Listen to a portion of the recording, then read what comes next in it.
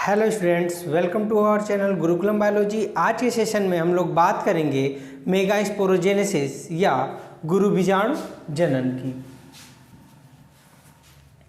Megasporogenesis या दीर्घ बीजाणु जनन,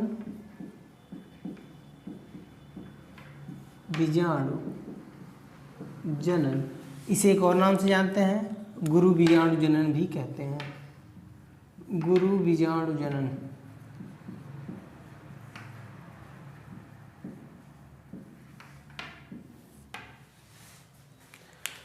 एक सिंपल सा डिफिनीशन है,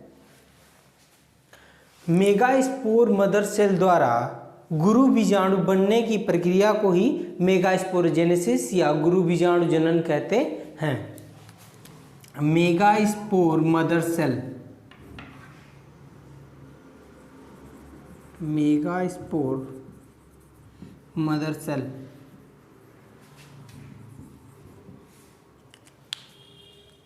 या इसे ही क्या कहते हैं, गुरु बीजाणु मातृकोशिका। गुरु बीजाणु मातृकोशिका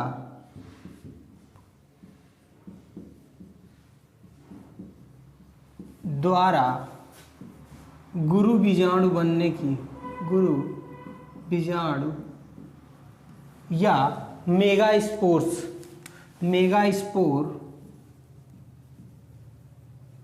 बनने की प्रक्रिया को ही क्या मेगास्पोरोजेनेसिस कहते हैं। गुरु बीजाणु मातृकोशिका द्वारा गुरु बीजाणु बनने की प्रक्रिया को ही क्या कहते हैं, मेगास्पोरोजेनेसिस या गुरु बीजाणु जनन। अब हम इसके आंतरिक भागों को देखेंगे कि कैसे इनका फॉर्मेशन होता है। एक एक स्टेप्स को क्लियरली डिफाइन करते हुए आगे बढ़ेंगे हम।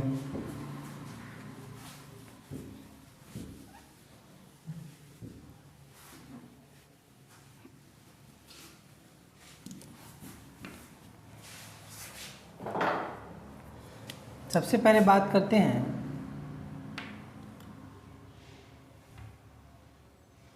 ये हमारा क्या है, गायनोशियम है, सबको पता है।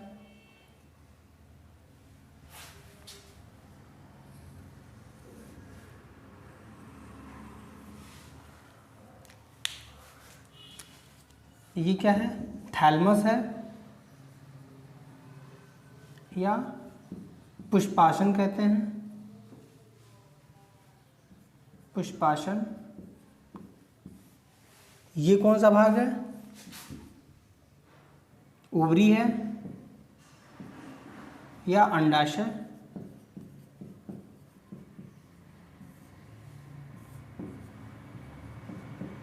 वर्तिका, स्टाइल, और ये क्या है, वर्तिकाग्र या स्टिग्मा। इसी अंडाशय वाले भाग में क्या होता है, ओव्यूल पाया जाता है। बेहतरीन तरीके से आप इसको समझते रहिएगा, जहाँ ना समझ में आए वीडियो पॉज करके समझिए, फिर आगे का प्ले कीजिएगा। ये हमारा क्या है, ओव्यूल वाला पोर्शन है।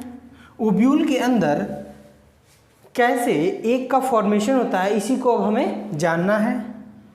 ये एक सिंगल सेल है, जिसे क्या कहते हैं, इसे ही एम्ब्रियो सैक या भ्रूणकोश कहते हैं। एम्ब्रियो सैक, एम्ब्रियो सैक या भ्रूणकोश, भ्रूणकोश। अब इस भ्रूणकोश में एक का फॉर्मेशन कैसे होता है, इसको अब हम जानेंगे। सबसे पहले एक सिंगल ये हमने बनाया भ्रूणकोशी संरचना। ये सबसे पहले क्या होता है, एक नॉर्मल, हम स्टार्ट करेंगे इसको ओव्यूल से।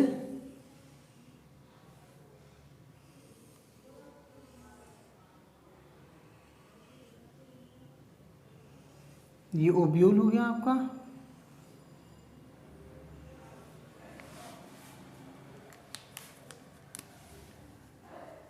ओव्यूल के अंदर की ये जो सेल होती है, ये पूरे सेल को क्या कहते हैं? न्यूसेलस या बीजांडकाय कहते हैं। ये अंदर के पूरे भाग को क्या कहते हैं? पोर्शन को। सबसे पहले ये क्या था? पूरा एकदम सेल था ये, इसको क्या कहते हैं? न्यूसेलस या बीजांडकाय। बीजांडकाय। इस बीजांडकाय में सभी एक समान तरह की कोशिकाएं पाई जाती हैं। सभी समान कोशिकाएं कुछ ऐसी होती हैं।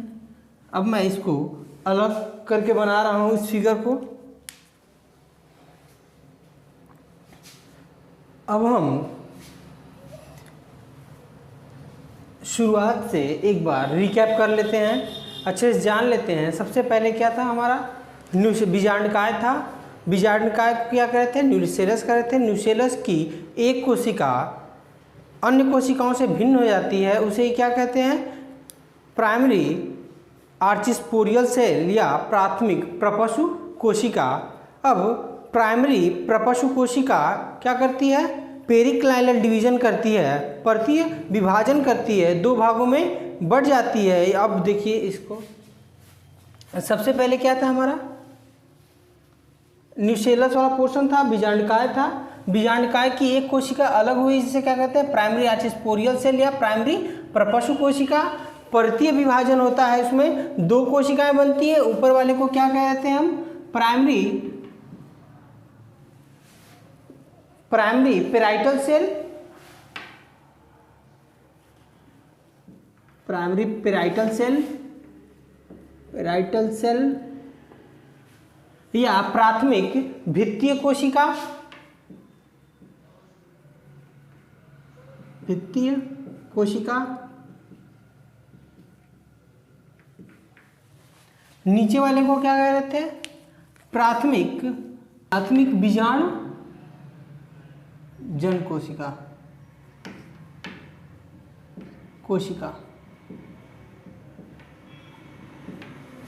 Primary sporogenous cell. अब प्राइमरी स्पोरोजिनस सेल तुरंत विभाजित नहीं होता। जो प्राइमरी भित्तीय कोशिका है, एक या दो बार विभाजित होकर रुक जाती है, और बीजाणुजन कोशिका या स्पोरोजिनस सेल जो होता है वो मेगास्पोर मदर सेल के जैसे वर्क करने लगता है। मेगास्पोर मदर सेल, जिसे MMC भी कह सकते हैं। MMC megaspore mother cell.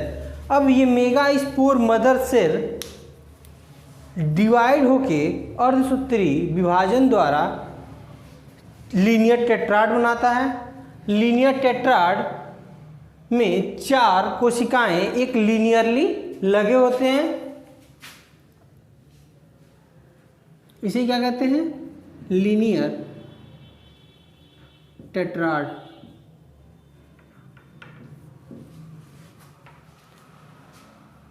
अब इस लीनियर टेट्राड में जो माइक्रोपाइलर एंड के तरफ के चार कोशिकाएं होती हैं वो डिजनरेट कर जाती हैं। माइक्रोपाइलर एंड जो होता है, माइक्रोपाइलर एंड, जिसे हम क्या कह रहे थे?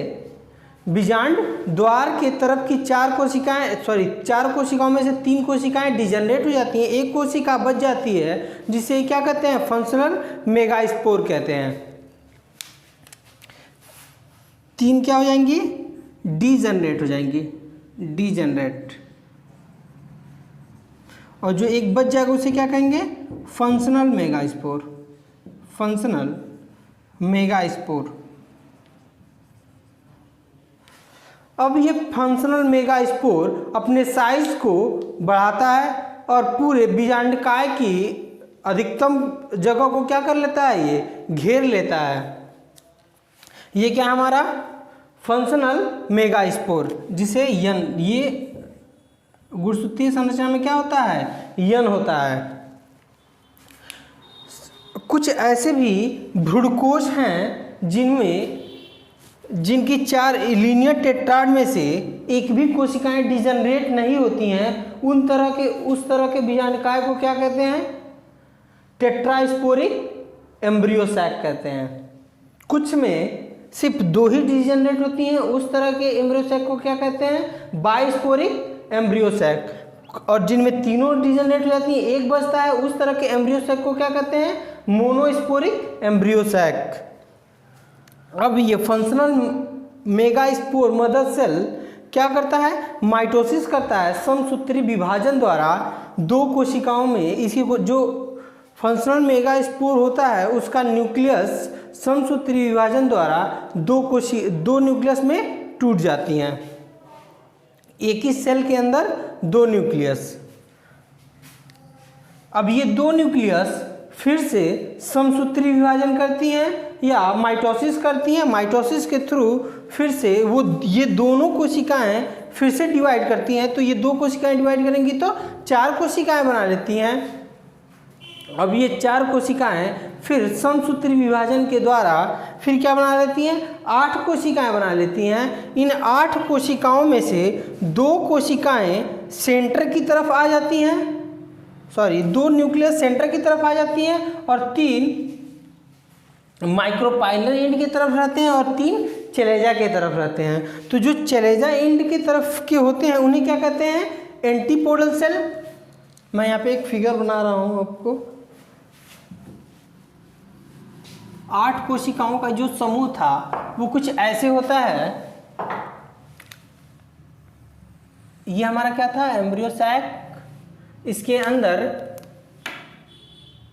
1 2 3 4 5 6 7 8, इसमें से 8 न्यूक्लियस में से 2 न्यूक्लियस कहाँ जाते हैं, सेंटर की तरफ मूव कर जाते हैं और 3 न्यूक्लियस दोनों छोर पे रहते हैं, दोनों पोल्स पे, चलेजल पोल्स की तरफ और दूसरा किस तरफ, माइक्रोपाइलर एंड की तरफ, जिसे बीजांड द्वार कहते हैं। अब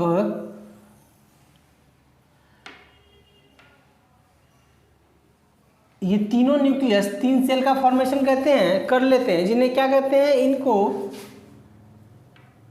प्रतिमुख कोशिका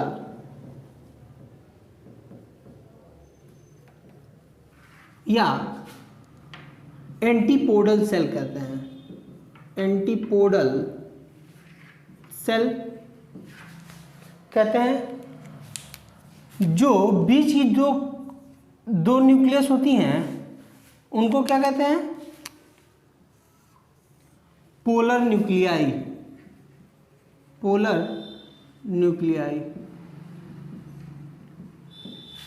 इसे ध्रुवीय केंद्रक भी कह सकते हैं,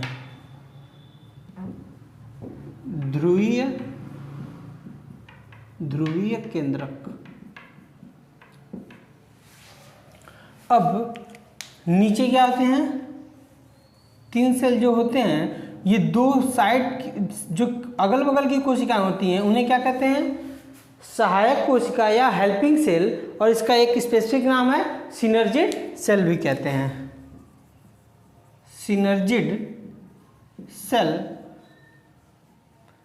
या सहायक कोशिका।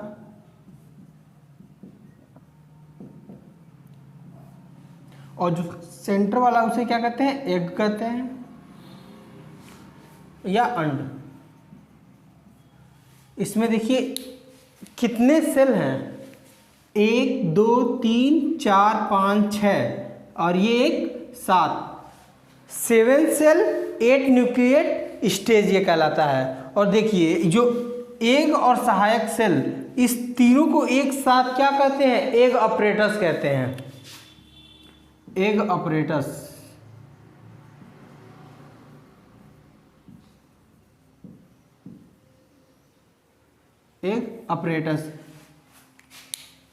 इन सहायक कोशिकाओं का युग्मक संलयन या पॉलन पिस्टल इंटरेक्शन के समय बहुत ही महत्वपूर्ण योगदान होता है।